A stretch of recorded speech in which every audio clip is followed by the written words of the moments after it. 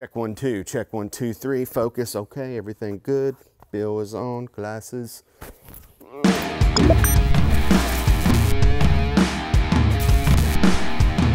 What's going on, everybody?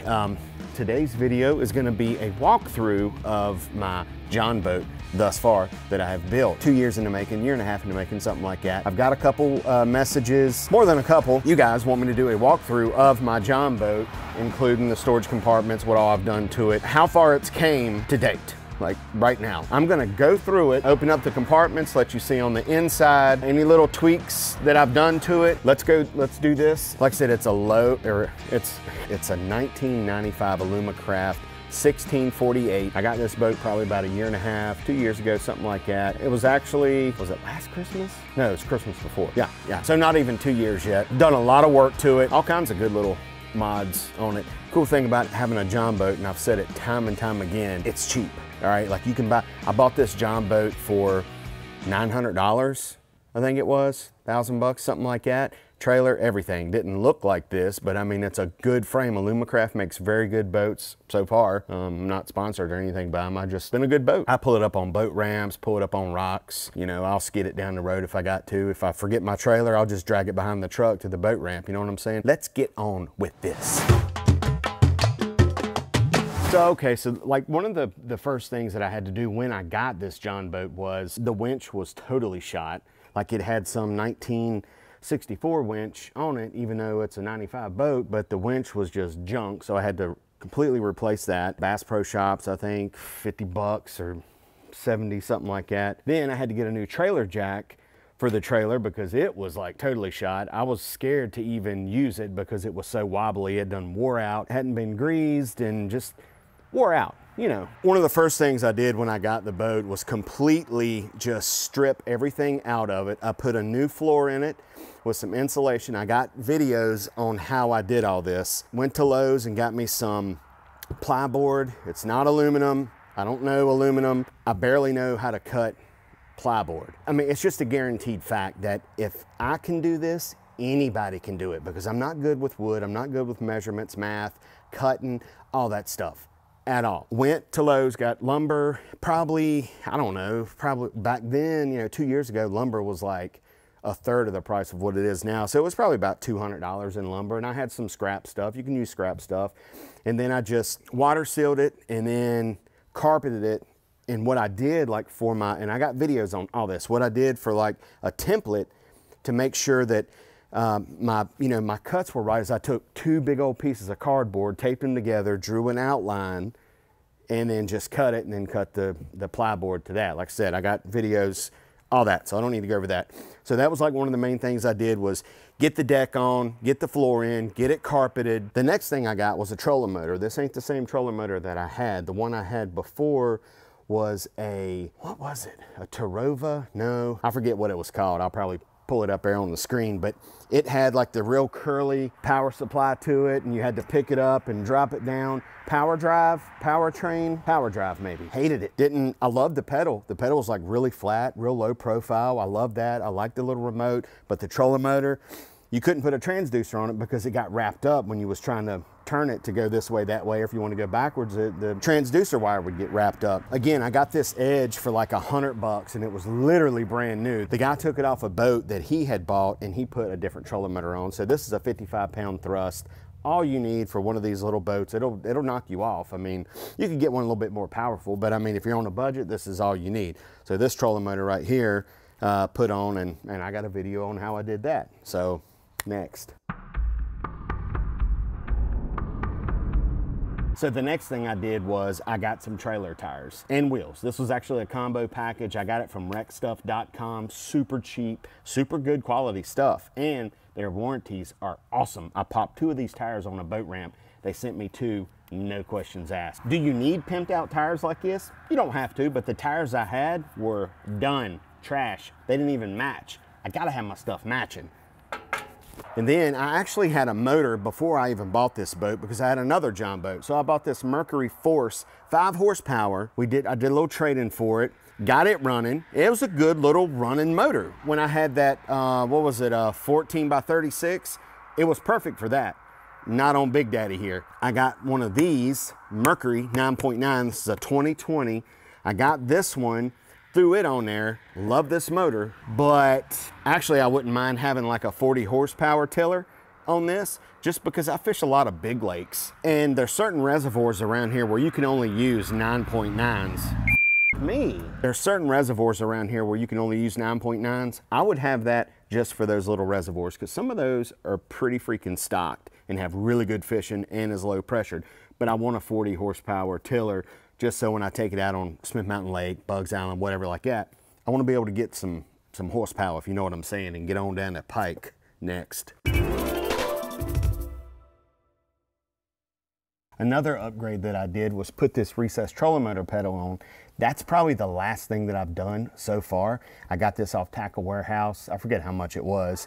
It came in black. I painted it purple because I like purple. And it's got the little cup holder in here and the little pliers. And I'm telling you, if you get a John boat, you need to do this first, because this will save your back. Just the comfortability, and it's way more comfortable to fish with this than it being on top of the deck. So let's just take a look real quick in the compartments right here. This is probably my next step on the John boat. So right here, I've got bags of baits, all my soft plastics. I've got my crappie box right here, my Sunline bag with all my line in it. I've got my tools right here, you know, wrench, pliers. I got a Leatherman in there. I've got a whistle, a horn, paperwork, all that good stuff in there, just in case something happens. So that's compartment number one, and it goes on back here too. I've got life jackets back here, all the good stuff. Boat straps, tie your boat up to the dock with. Here on the back lid, I've got one battery that runs everything on this John boat. And then I've got my 3-gallon gas tank right here. I got a bilge pump over there, and then I've got another pump for my Livewell that I use, and I've always got some stable in here. You know, you've seen Luke Duncan. Shake that thing, boy, shake it. So yeah, I'll put like a cap, or half a cap full or whatever in there when I throw some gas up in it. But yeah, it's pretty much the back. Then on this side is my handmade Livewell. This Livewell was like this when I got it. It's pretty handy dandy, and it holds water and it keeps the fish alive. Little water spits out right here and drains out down there. It's pretty good. Livewell, it's even got a light in it, but it doesn't work. But you know, you can put, I don't know, about 20 pounds in there, but you might be able to put 14.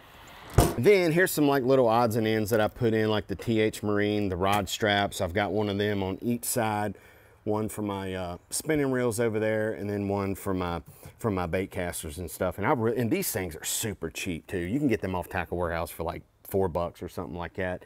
I also installed like a little 12-volt cigarette lighter type deal up here, because this winter when I go crappie fishing, I will have an Engel minnow bucket up here. I can plug it up there, keep the minnows alive and aerated, so we can go crappie fishing and catch a ton of sac-a-lait. Right here is where I keep all of my, not all, but I got some of my tackle boxes in here, and it's got a light where I rigged it up. But you know, I can interchange them out, whatever season it is. If it's winter, I'm gonna swap it out. If it's summer, I'll swap it out. And then I've just got some all-out general stuff in here that I can use, you know, when in doubt. And I also got my picture of Buck Owens right there. That's my good luck charm. Buck and Don Rich. Come on, boy. And then another thing I did was add lights to it. These are all TH Marine lights right here. These are the deck lights. I've got one back here. And like I said, I've got one in my storage box up here with all my tackle boxes in it. And then I've also got one back here on the motor, which looks really cool at nighttime when you're going down the pike and just kind of showing off. I also have my navigation lights as well up here. I think they look super wicked, and it's way better than having one of those stupid little pole lights up there that always gets bent or never works, or the lights are backwards on them. Yeah, digging those nav lights. I got those on Amazon for like 20 bucks, and they have not went out yet. They're kind of cool looking. That's the new lights that I put on a couple weeks ago. Got them off Amazon.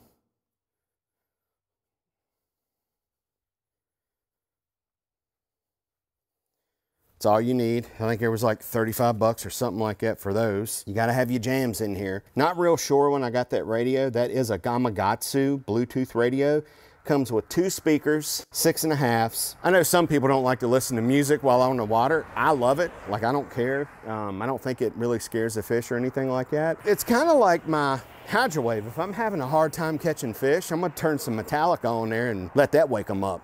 They start biting better too. I promise they do. That's my next project is to get all my electronic switches lined up. I'm gonna get them reran and just kind of tighten things up on the electronic side, because the electronics, the wires, it's messy. It's really messy. It needs to be redone. That'll be the last thing I do. It's just I hate working on it because that means I can't fish out of it when I've got it all, you know, like tore out. When I got it all turned up and wires everywhere, I can't go fishing. So that's the only reason I haven't done it yet, because I likes to fish. And then obviously the wrap was put on when I worked at Missile Baits. It's kind of, yeah, it's, you don't have to have one. I kind of dig it just to kind of stand out. I do have a, you know, Dude Let's Fish. So why not promote myself and all of my sponsors right there? Sure. So yeah, that's about it for the boat walkthrough. If you got any questions or any tips or anything that you could give me, put them down in the comments. If you enjoyed this, hit that like button. I appreciate that. If you haven't subscribed to this channel, if you haven't subbed to this channel, go ahead and hit that subscribe button with your elbow.